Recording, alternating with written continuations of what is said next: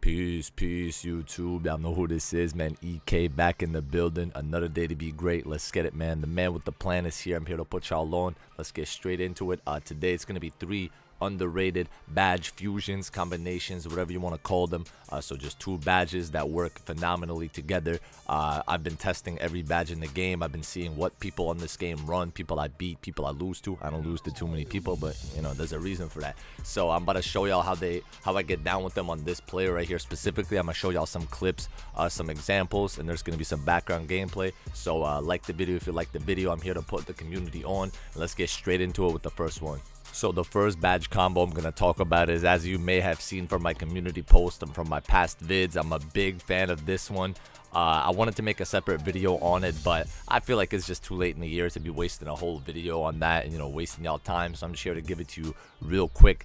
Blinders and Deadeye together. I know that people been testing it, 2K Lab, all these people, they've been saying that, you know, blinders is one thing and then Deadeye is the other, but trust me, like if you watch me play on Twitch, if you just play the game yourself and you put these on, if you take the right types of shots, bro, like smart shots but will still defense near you, they not only pop up at the same time very often, but they protect you against 2 different yet similar things. Blinders protects you from side contests and contests from behind you, and Deadeye helps you hit actual contests. Like the higher the percentage, the better it helps you hit. And Deadeye also has a hidden function. I feel like Blinders does too, but maybe it's just because I run them together.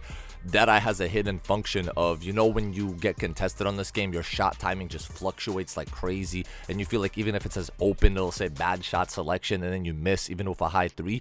Deadeye prevents that, man. In this game, a lot of things where the best you're gonna get is gonna be open. Like wide open is preferable, but the best you're gonna get is open, or maybe even like a low percent, like a 5%.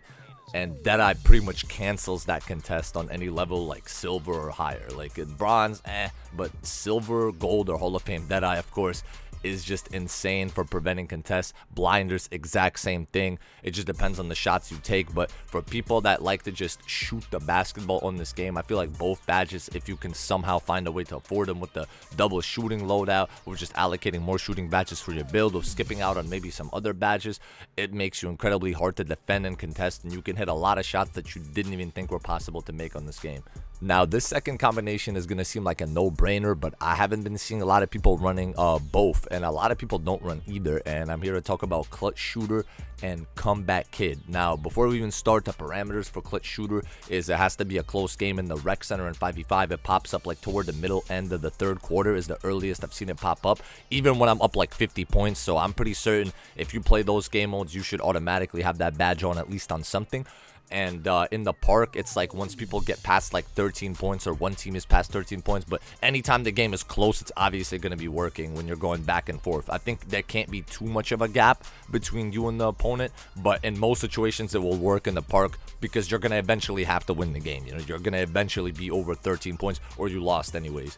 And Comeback Kid is a badge that gives you a massive boost just like Clutch Shooter, but when you're losing by like I think 6 or more points. I've seen it pop up with 6, 5, and 7, somewhere in that range. It's really inconsistent. I don't even know. I mean, this game is broken, but it helps you when you're fighting from behind, which, I mean, in park game modes you might say like, it's not that useful unless you're playing 2s.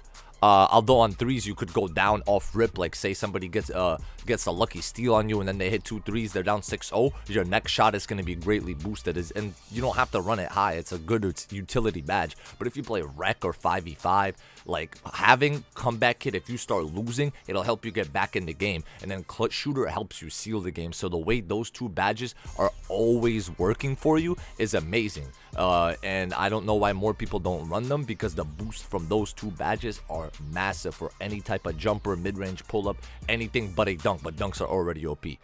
And the last but most certainly not least combination is going to be the Clamps and Menace combination. Now with these, a lot of y'all builds probably not going to have at least Clamps super high, especially if you're a big build, but bruh, the highest you have both, it's phenomenal. If you are ever guarding ball, like if you're playing 2s and you're the point guard, if you're playing 3s and you are the lockdown or the guy responsible of guarding the main scorer on the other team, bro.